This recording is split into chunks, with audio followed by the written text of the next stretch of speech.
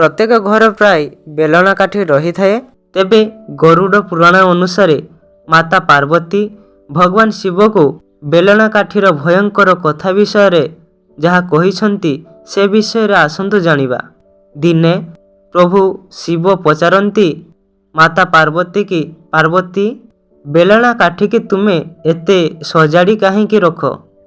ମାତା ପାର୍ବତୀ କୁହନ୍ତି, ବେଲଣା ପେଡ଼ି ଓ ତା କାଠି ଏହା ରୋଷେଇ ଘର ଏକମାତ୍ର ଯୋଡ଼ିଦାର ସାମଗ୍ରୀ। ଏହାର ସ୍ପର୍ଶ ଆପଣଙ୍କ ଘରର ପ୍ରଥମେ ସ୍ୱାମୀ ସ୍ତ୍ରୀ ମଧ୍ୟରେ ସମ୍ପର୍କ ବଜାଇ ରଖିଥାଏ, ସୁଖ ସମୃଦ୍ଧି ଉପରେ ପ୍ରଭାବ ପକାଏ। ବେଲଣା ପେଡ଼ି ଓ ତା କାଠିର କିଛି କୁପ୍ରଭାବ ବିଷୟରେ ମଧ୍ୟ ମାତା ପାର୍ବତୀ କହିଲେ, ଯାହା ଆମ ଜୀବନର ଉପରେ ନକାରାତ୍ମକ ଶକ୍ତି ପକାଏ। ଆଜି ଆମେ ଜାଣିବା ବେଲଣା କାଠି ଓ ତାର ଉଚିତ ବ୍ୟବହାର, ଯାହା ମାତା ପାର୍ବତୀ ପ୍ରଭୁ ଶିବଙ୍କୁ କହିଛନ୍ତି।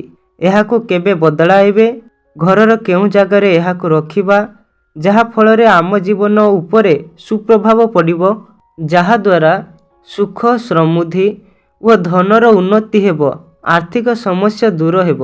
ରୁଟି ବେଲିବା ସମୟରେ ଏହି ବେଲଣା କାଠିରୁ କିଛି ଶବ୍ଦ ବାହାରି ବେଲଣା କାଠିରେ ଥିବା 3ଟି ଗୁଡ଼ ଚଟାଣରେ ବାଜି ଏଭଳି ଖଟ୍ ଖଟ୍ ଶବ୍ଦ ବାହାର କରିଥାଏ, କାରଣ ଏହାର ଗୁଡ଼ ସମାନ ନଥାଏ। ତେଣୁ ଏହାକୁ ଆଣିଲା ବେଳେ ଏହାକୁ ଭଲରେ ଦେଖିକି ଆଣନ୍ତୁ, ଯେପରି ସବୁ ଗୁଡ଼ ସମାନ ଥିବ। ବାସ୍ତୁଶାସ୍ତ୍ର ଅନୁଯାୟୀ ଏଥିରୁ ବାହାରୁଥିବା ଠକ୍ ଠକ୍ ଶବ୍ଦ ବାହାରିବା ଅଶୁଭ ହୋଇଥାଏ, ଯାହାଫଳରେ ଆପଣଙ୍କ ଘରେ ସ୍ୱାସ୍ଥ୍ୟଜନିତ ସମସ୍ୟା ଦେଖାଯାଏ। ପୁଣି ମାତା ପାର୍ବତୀ କୁହନ୍ତି, ବଜାରରେ ଭିନ୍ନ ଭିନ୍ନ ରଙ୍ଗର ବେଲଣା ପେଡ଼ି ବିକ୍ରି ହେଉଛି। ଆମେମାନେ ଘରର ରଙ୍ଗ ସହ ସମାନ କରି ମଧ୍ୟ ବେଲଣା ପେଡ଼ି ଆଣୁଛେ। କଳା କିମ୍ବା ନୀଳ ରଙ୍ଗର ବେଲଣା କାଠି ବ୍ୟବହାର କରିବା ଉଚିତ ନୁହେଁ। ଯଦି ଆପଣଙ୍କ କାଠର ବ୍ୟବହାର କରୁଛନ୍ତି, ଏହା ଅତ୍ୟନ୍ତ ଶୁଭ ହୋଇଥାଏ। ଯଦି ଆପଣ ଷ୍ଟିଲର ବେଲଣା କାଠି ବ୍ୟବହାର କରୁଛନ୍ତି, ଏହା ଶନିଙ୍କ ପ୍ରଭାବ ପକାଏ।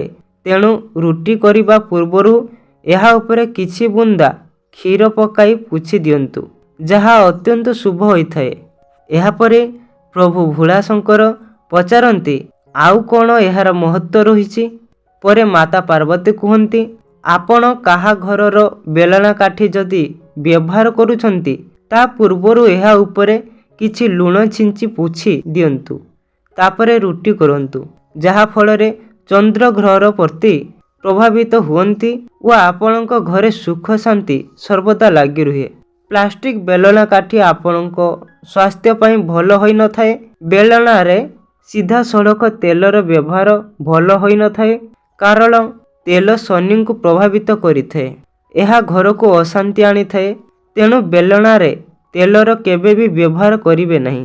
ଏହାପରେ ମାତା ପାର୍ବତୀ କୁହନ୍ତି, ବେଲଣା ପୁଡ଼ି ଓ କାଠି ଏହି ଦୁଇଟି ଅଲଗା ଅଲଗା ପଦାର୍ଥର ହୋଇଥିଲେ ବ୍ୟବହାର କରନ୍ତୁ ନାହିଁ।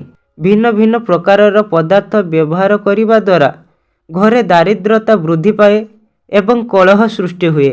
ବେଲଣା ପେଡ଼ି ବିନା କାଠି କିମ୍ବା ବିନା ବେଲଣାର ବ୍ୟବହାର କରିବା ଓ ଘରର ସ୍ଲାବ୍ ଉପରେ ରୁଟି ବେଲିବା ଦ୍ୱାରା ଘର ମଧ୍ୟରେ ନକାରାତ୍ମକ ଶକ୍ତିର ପ୍ରଭାବ ପଡ଼ିଥାଏ। ଏହାପରେ ଭଗବାନ ଶିବ ପଚାରନ୍ତି, ଆଉ କ'ଣ ଏହାର ମହତ୍ତ୍ୱ ରହିଛି?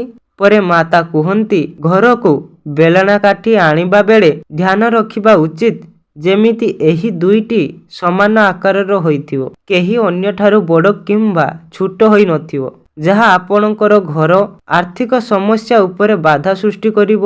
ସମସ୍ତଙ୍କ ଘର ଅନୁଯାୟୀ ସମସ୍ତେ ଭିନ୍ନ ଭିନ୍ନ ଆକାରର ରୁଟି ତିଆରି କରନ୍ତି। ଆପଣଙ୍କ ରୁଟିଠାରୁ ଛୋଟ କିମ୍ବା ବଡ଼ ବେଲଣା ଆଣନ୍ତୁ ନାହିଁ, ଏହା ଆପଣଙ୍କ ଘରେ ଅଭାବ ସୃଷ୍ଟି କରେ। ତେଣୁ ନିଜ ଘରେ ତିଆରି ହେଉଥିବା ରୁଟି ଆକାରର ବେଲଣା ପେଡ଼ି ଆଣନ୍ତୁ, ଯାହା ଶୁଭ ହୋଇଥାଏ। ଘରର ବେଲଣା ପେଡ଼ି ଘରର ସଦସ୍ୟଙ୍କ ବିନା ଆଉ କାହାକୁ ବ୍ୟବହାର କରିବାକୁ ଦିଅନ୍ତୁ ନାହିଁ। ବେଳେବେଳେ ଘରକୁ ଆସିଥିବା ସଦସ୍ୟ ଆମକୁ ରୋଷେଇ କାମରେ ସାହାଯ୍ୟ କରୁଥିବା ସମୟରେ ରୁଟି ବେଲି ଦିଅନ୍ତି, ଯାହା ଉଚିତ ହୋଇନଥାଏ, ଯାହା ଘରର ବାସ୍ତୁ ଉପରେ ପ୍ରଭାବ ପକାଏ ଓ ଘରର ମାନ ସମ୍ମାନ ଉପରେ ପ୍ରଭାବ ପକାଏ। ଏହାପରେ ମାତା ପାର୍ବତୀ କୁହନ୍ତି, ବେଲଣାକୁ କେବେ ବି ଘରର କାନ୍ଥରେ ଟଙ୍ଗାନ୍ତୁ ନାହିଁ। ଏହାକୁ ଘରର ଚୁଲାର ଡାହାଣ ପାଖରେ ରଖନ୍ତୁ। ଏହା ବାସ୍ତୁଶାସ୍ତ୍ର ଅନୁଯାୟୀ ଉଚିତ ଓ ଏହା ଯୋଗୁଁ ମା ଲକ୍ଷ୍ମୀ ଘରକୁ ପ୍ରବେଶ କରନ୍ତି। ବେଲଣା କାଠି ଉପରେ କୌଣସି ଜିନିଷ ରଖିବା ଅଶୁଭ ହୋଇଥାଏ। ଏହା ଘରକୁ ଅଶୁଭ ଆଣିଥାଏ। ରୁଟି କରି ସାରିବା ପରେ ଏହି ବେଲଣା ପେଡ଼ି ଓ କାଠିକୁ ସର୍ବଦା ଧୋଇକି ଥୋଇବେ, ଯାହାଦ୍ୱାରା ଆପଣଙ୍କୁ ସବୁ କାର୍ଯ୍ୟରେ ସଫଳ ମିଳିବ।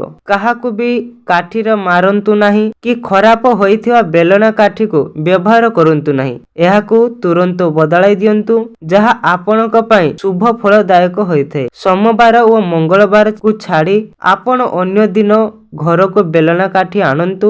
ଏହା ବହୁତ ଭଲ ହୋଇଥାଏ ଏବଂ ଶୁଭ ହୋଇଥାଏ ମଧ୍ୟ।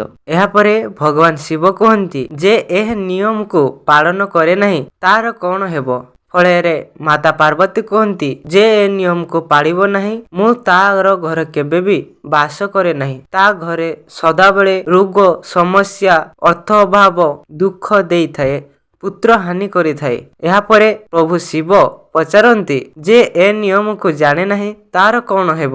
ଫଳରେ ମାତା କୁହନ୍ତି ସୁନ୍ଦରତା ମଣିଷ ଜୀବନର ସବୁଠାରୁ ବଡ଼ ଲକ୍ଷ୍ମୀର କାରଣ ହୋଇଥାଏ। ତେଣୁ ସଦାବେଳେ ସମସ୍ତ ପଦାର୍ଥକୁ ସୁନ୍ଦରତା ରଖିବା ହିଁ ଉଚିତ ଅଟେ।